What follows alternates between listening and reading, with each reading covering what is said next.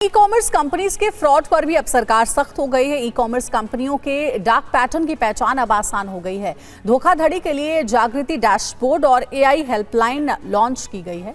Dark pattern के लिए सरकार का जागो ग्राहक जागो ऐप भी लॉन्च हुआ है। जागृति ऐप से किसी भी पोर्टल के डार्क पैटर्न को स्कैन करना संभव होगा। ग्राहक को फर्जी ऐप के प्रैक्टिस से बचाव का रास्ता आसान हो गया है। डार्क पैटर्न से बचाव के लिए गाइडलाइंस भी जारी की गई थी। ग्राहकों पर गाइडलाइन में दिए गए 13 प्रकार के दबाव बनाने पर अब एक्शन होगा। अनचाही कॉल से जुड़ी गाइडलाइंस भी आने की संभावना है। अनजाने में खरीदारी करने के लिए मजबूर करने पर सख्ती भी की गई है। और वहीं कंज्यूमर अफेयर्स मंत्रालय की सेक्रेटरी निधि खरे ने TV9 भारतवर्ष से क्या कहा है, आइए आपको सुनाते हैं। मैं ये जानना चाहूँगा कि डार्क पैटर्न को लेकर के जो कदम उठाए गए हैं वो क्या हैं और तकनीकी तौर पर किस तरह से संरक्षण किया जाएगा उपभोक्ताओं का।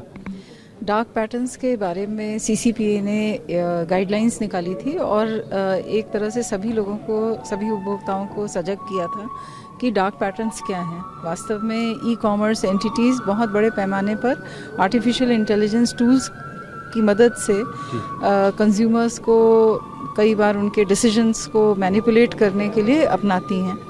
फिर इसके बाद ये ये चर्चा हुई कि ठीक है, लोग सजग भी हो जाएंगे तो फिर किस प्रकार से शिकायतें करें। जी। तो इसके लिए एक डार्क पैटर्न बस्टर हैकेथॉन करके एक चालू किया गया और जिसमें तमाम सारे जो हमारे टेक्निकल क्षेत्र के जो बच्चे हैं उन सबको इन्वॉल्व किया गया IIT BHU की लीडरशिप में। और उनके द्वारा ये 3 चीज़ें आज जिसका लॉन्च हुआ है, चाहे वो जागो ग्राहक जागो ऐप है या जागृति ऐप या फिर जागृति डैशबोर्ड, कि आर्टिफिशियल इंटेलिजेंस का भी अब उपयोग उपभोक्ता मंत्रालय द्वारा किया जाएगा ताकि जो आकर्षण के लिए, उपभोक्ताओं को आकर्षित करने के लिए ई कॉमर्स कंपनियां आमतौर पर कई बार ऐसे प्रयोग करती हैं, ऐसे खेल करती हैं, उनको जानने के लिए और उनको पूरी तरह से रोक लगाने के लिए AI इनेबल जो किया गया है वो क्या है, मैम उसको बताएं। देखिए, जो नेशनल कंज्यूमर हेल्पलाइन है 1915, इसको भी हम आर्टिफिशियल इंटेलिजेंस टूल्स के माध्यम से और सुदृढ़ कर रहे हैं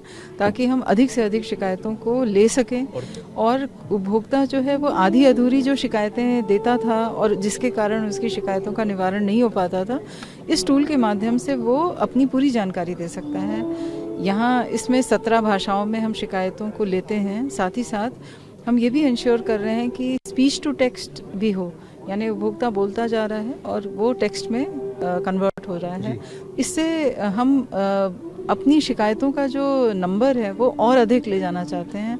तो जैसे हमने पिछले 2 वर्षों में हमने डबल किया, यानी कहीं पर हमारे पास एक समय 60,000 शिकायतें आती थी, आज 1 लाख से भी ऊपर शिकायतें आ रही हैं। तो अब हम इस नंबर को और अधिक ले जाना चाहते हैं। एक अंतिम सवाल मैं आपसे करना चाहूँगा कि जो उपभोक्ता न्यायालय हैं उनमें बड़े पैमाने पर केसेस पेंडिंग हैं और इनके जो निपटारे हैं उनमें तेज़ी लाने के लिए मंत्रालय किस तरह से कदम उठा रहा है और या क्या इनिशिएटिव्स लिए जा रहे हैं। तो इसमें भी हम लोगों ने एक तो जो जस्टिस है उसको डिजिटल एक्सेस के माध्यम से हम कैसे तेज़ करें। हम इनएक्सपेंसिव और स्पीडी जस्टिस को हम देना चाहते हैं।